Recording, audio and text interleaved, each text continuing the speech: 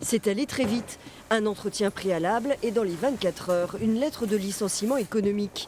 Claire Germain était assistante en administration des ventes à la laiterie Les Failles depuis plus de 3 ans. Pour autant, la fin de son contrat n'est pas vraiment une surprise. La direction ne s'en cache d'ailleurs pas dans le courrier.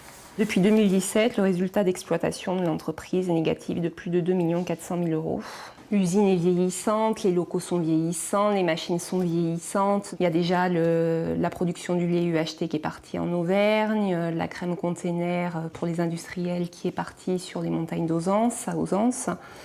Donc petit à petit, quand même, on externalise certaines parties de la production. Du côté de la laiterie Les Failles, c'est justement une restructuration qui explique ces licenciements.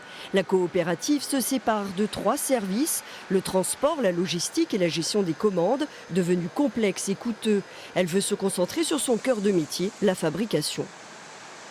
On est en train de se développer fortement sur la région bordelaise parce que les Bordelais aiment bien les Limousins. Il faut le savoir, on a fait beaucoup de salons, mais aussi les Parisiens aiment bien les Limousins. Maintenant, il y a même des marques nationales, enfin des centrales d'achat nationales qui nous font appel à nous pour des opérations ponctuelles sur du national. Donc ça veut dire qu'on commence à avoir une belle activité.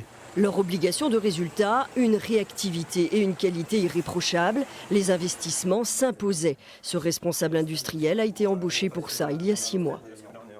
Nous allons investir assez massivement sur le site, sur des nouvelles lignes de fabrication, sur des nouveaux outils de fabrication pour continuer à travailler notre compétitivité sur le marché. La coopérative recrute actuellement un commercial sur Bordeaux, Toulouse.